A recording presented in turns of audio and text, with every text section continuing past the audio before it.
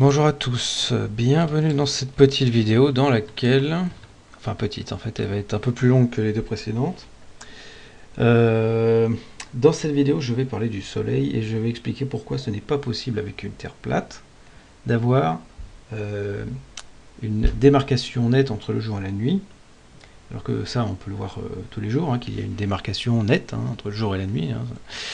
Ou encore d'avoir un coucher de soleil sur la terre plate, ce n'est pas possible. Et nous allons voir dans cette vidéo pourquoi.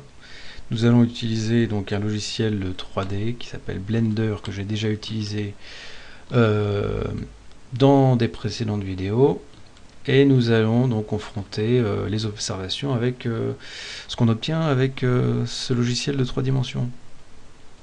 Donc prenons par exemple cette vidéo. Cette vidéo, c'est un time-lapse de 24 heures, donc la caméra est fixe, on voit 24 heures qui passent, qui défilent devant nous, et donc c'est à New York, bon, pourquoi pas. Ça commence pendant la nuit. Donc la nuit, classique, le ciel est noir, le soleil, on voit pas le soleil, il n'y a pas un seul rayon de soleil qui apparaît dans le ciel est totalement noir. Et puis le soleil se lève, il y a une transition assez brève entre le noir total de la nuit et puis le ciel bleu, et on voit que pendant la journée la luminosité du ciel elle est relativement constante, elle ne varie pas de manière notable, et cela tout le long de la journée. Donc ici évidemment la luminosité apparente des immeubles ici change parce que les façades sont exposées au soleil selon l'orientation du soleil, mais le ciel lui n'a pas de variation notable. Bon, à part après les variations qui sont dues au réglage automatique de la caméra qui essaie de s'adapter à la luminosité ambiante. Mais on voit que ici on prend un carré de ciel, on voit que ça évolue pas beaucoup le long d'une même journée. Et puis arrive le soir, et là on a une transition rapide, pour ne pas dire instantanée, entre le jour et la nuit. La nuit revient, le ciel est complètement noir. Question, est-ce que cela est compatible avec le modèle Terre plate? Nous allons voir ça bientôt. Deuxième vidéo, donc ça c'est un coucher de soleil, on a zoomé sur le coucher de soleil, et puis qu'est-ce qu'on voit? Le soleil il se déplace vers l'horizon, puis voilà, il passe au-dessous, quoi. Il y va tout droit, il n'hésite pas une seule seconde, il y va, voilà. Alors, question numéro 2, est-ce que cela est compatible avec le modèle Terre plate? Nous allons voir ça à l'instant. Alors, pour ce faire, nous allons prendre Blender, notre cher logiciel Blender, donc qui est mondialement connu, voilà, pour être utilisé pour faire des animations réalistes, avec des effets de lumière réalistes eux également. Ça tombe bien parce qu'on va en profiter. Dans ce logiciel, on a créé ici un disque qui représente la Terre plate. Nous avons pris pour cela les dimensions officielles, même si c'est assez difficile de les trouver. Ici, quand on va sur le site de la Flat Earth Society, on a une dimension de 24,9 000 miles, ce qui équivaut donc en kilomètres, parce que nous on fonctionne en kilomètres, à 40 000 km. Si je reviens donc ici dans Blender, ici nous avons les dimensions de mon disque. Vous voyez bien que quand je modifie ces dimensions, ça modifie la dimension du disque. On va mettre 40 comme 40 000 km. Et donc nous avons bien un disque de diamètre 40 000 km. Ici ensuite il y a une source lumineuse. C'est cette petite ampoule ici, c'est-à-dire que c'est une source de lumière qui va donc éclairer dans toutes les directions. Et on va dire que c'est le soleil, et ce qui nous intéresse ici, c'est la hauteur du soleil. Donc, en fait, on pourrait prendre des valeurs complètement arbitraires, mais bon, pour en ôter tout doute, on va prendre des valeurs aussi proches que possible de la réalité, entre guillemets, c'est-à-dire de la réalité platiste. Donc, pour avoir la hauteur du soleil, il faut chercher encore un peu, et puis on trouve ici dans un article que la hauteur du soleil serait à peu près de 3000 miles. au-dessus du sol, ce qui correspond à 4,8 km, 4,8 1000 km. Donc on retourne dans notre logiciel, et ici, ça se passe ici. Vous voyez que là, je pilote la position en Z de cette source lumineuse. On va mettre 4,8. Ici, on rajoute une caméra, voilà, au-dessus de la scène, pour pouvoir voir, eh bien, la terre plate de dessus. Bon, le soleil, on peut le positionner, mais on ne sait pas trop où est-ce qu'il est, parce que ça dépend de la période de l'année. Voilà. D'après le modèle terre plate, l'orbite du soleil, enfin le rayon de l'orbite évolue le long de l'année. On va le mettre à peu près ici, ça n'a pas beaucoup d'importance. Et puis sur cette terre, sur ce disque, on a calqué la carte de la terre plate. Ça, c'est plutôt pour faire joli en fait. Donc la carte de la terre plate qui est ici, voilà, sur le site de la Flat Earth Society. Et donc cela permet, quand on fait un rendu, ce qu'on va faire tout de suite, eh bien d'avoir une jolie terre plate éclairée par un soleil hypothétique. Voilà. Donc ça, c'est un premier rendu que j'ai fait. Alors on va augmenter un peu l'énergie de la source lumineuse. On va mettre 5. Je ne sais pas en quelle unité c'est. Voilà. Donc qu'est-ce qu'on a ici? Bah, on voit la Terre illuminée par une source lumineuse qui se trouve à peu près ici. Et quelle conclusion faisons-nous à l'instant? Eh bien tout simplement qu'il n'y a pas de délimitation nette entre la partie éclairée et la partie, entre guillemets, ombragée. En fait, il n'y a aucune partie ombragée. Donc, en fait, il n'y a qu'une zone plus ou moins éclairée. La zone s'étend sur l'ensemble de la Terre plate. Voilà. Et donc, il n'y a pas de délimitation nette entre le jour et la nuit, et ceci est impossible. Nous pouvons jouer avec l'intensité lumineuse. Par exemple, au lieu de mettre 5, bon, j'ai mis 1. Voilà. 1, on va réduire l'intensité lumineuse pour que ça éclaire moins loin. Oui, mais on voit quand même que ça éclaire. Ici, on est en Afrique, on voit que ça éclaire. Ici, on voit Madagascar. Et puis, on voit encore ici le pôle sud. À cet endroit-là, bon, on ne le voit pas beaucoup, mais en même temps, on n'a pas beaucoup éclairé, hein, parce que ici, bon, là où c'est censé être le plus éclairé, c'est pas très éclairé. Donc, on va mettre beaucoup plus fort pour voir si ça va éclairer plus devant et puis moins derrière. Eh ben non. Si on augmente l'intensité lumineuse, c'est sur toute la Terre que l'intensité lumineuse augmente. Alors, on pourrait se dire,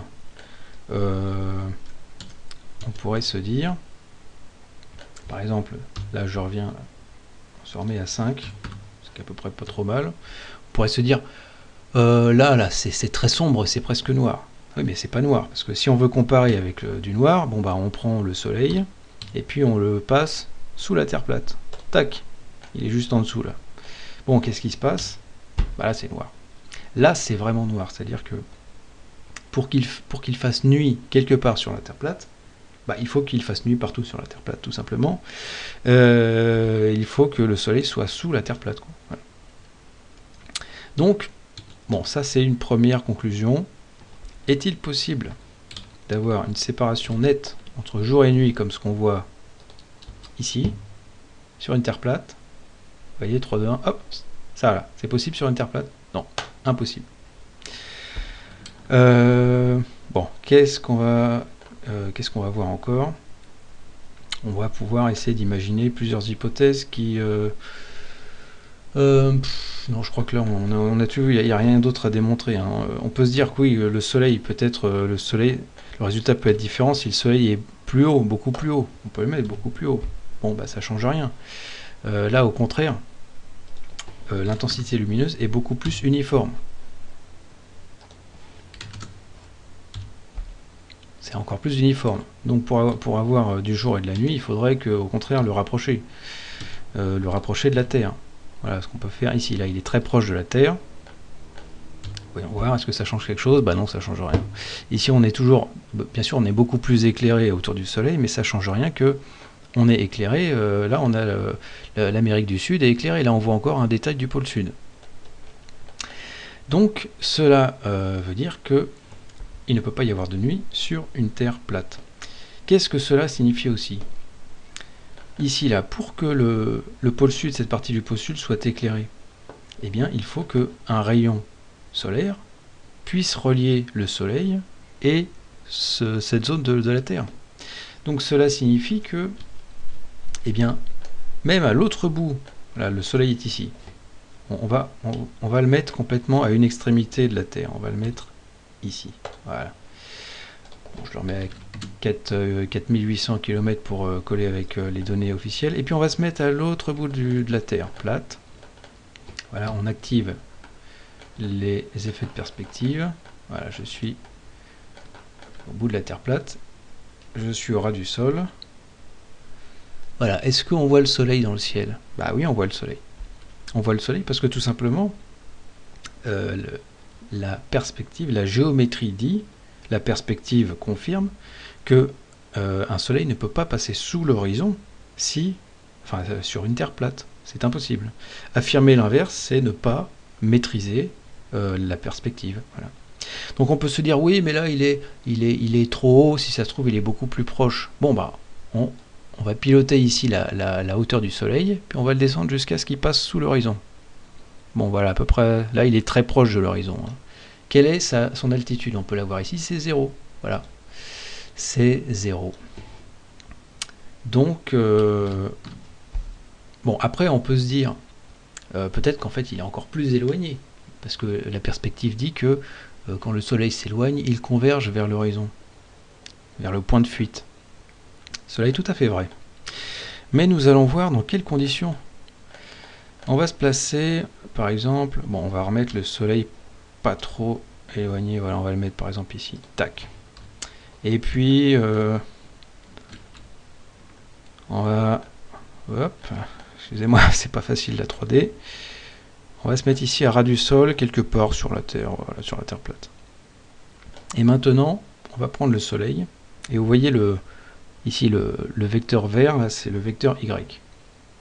Et ici donc on peut piloter la position en Y. Donc ici il est proche de nous, puis là il va s'éloigner, s'éloigner, s'éloigner. Et on s'aperçoit qu'en effet il converge vers l'horizon. Alors je ne vous dis pas à quelle distance il doit être pour converger vers l'horizon. Et surtout ce qu'on voit là, c'est que certes il converge, mais il ne passe pas sous l'horizon. Il s'arrête sur l'horizon. Et ce qu'on voit également, là j'essaie de l'éloigner avec une vitesse constante. Eh bien on voit que plus il est loin, et plus lentement il se rapproche de l'horizon. C'est-à-dire que si on trace la trajectoire, certes c'est une ligne qui pointe vers le point de fuite. Mais pour qu'il atteigne ce point de fuite, il faut qu'il soit infiniment éloigné. Et plus il est éloigné, et plus il se rapproche lentement de ce point de fuite. Est-ce que c'est compatible avec ce que on a vu tout à l'heure avec le coucher de soleil? C'est-à-dire cette vidéo. Voilà. Est-ce que c'est compatible avec ça? Bah non, c'est absolument pas compatible. Là, le soleil, il va vers l'horizon, vitesse constante, il le traverse et il continue sa route. C'est impossible sur une Terre plate, comme nous venons de le voir. Là, le soleil, il est proche de nous, et il s'éloigne, il converge vers le point de fuite, mais il n'y arrive jamais, parce qu'il faut qu'il soit à l'infini, et là, à l'infini, là, c'est... il est à 9, on est à 900... à 1000, donc 1 million de kilomètres, là. Il est à 1 million de kilomètres, donc ça devient le soleil qui est tellement éloigné que les platistes n'arrivent pas à y croire. Le soleil est à 150 millions de kilomètres, et là, pour qu'il arrive au point de fuite, il faut déjà qu'il arrive à peu près à 1 million de kilomètres. Bon. Donc voilà. Donc deux choses, deux conclusions.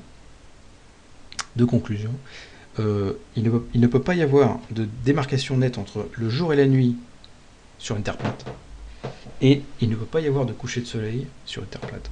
Ce sont deux choses qu'on peut voir depuis sa fenêtre chaque jour, voilà, avec nos 5 sens, et qui invalide, c'est-à-dire que ça sert même plus à rien d'en parler, qui invalide complètement le modèle Terre plate. Maintenant, on va pas faire comme beaucoup de platistes de renom, on va pas seulement dénoncer les incohérences du modèle adverse, on va prouver la validité d'une autre.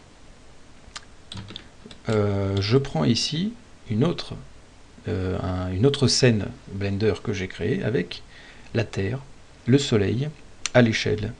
C'est-à-dire que là, la Terre, c'est une sphère, Alors pour réussir à caser le Soleil et la Terre dans une même scène qui sont très éloignées, j'ai dû prendre comme unité le million de kilomètres.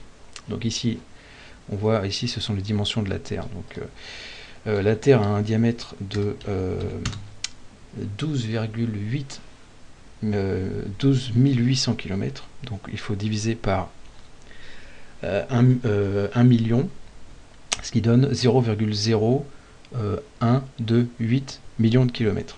Bon, il faut faire un peu de calcul, il faut prendre la calculette pour arriver à cette valeur. Donc, ici on voit la source lumineuse, qui est pilotée donc, par cette... ici, la position en X se pilote ici, et donc je la mets à 150 comme 150 millions de kilomètres. Donc voilà un problème à l'échelle. Ici nous avons la caméra qui nous permet d'observer la Terre avec un rendu avec les effets de lumière. Qu'est-ce qui se passe quand on met tout ça en marche? Et bien voilà ce qu'on a. Voilà ce qu'on a.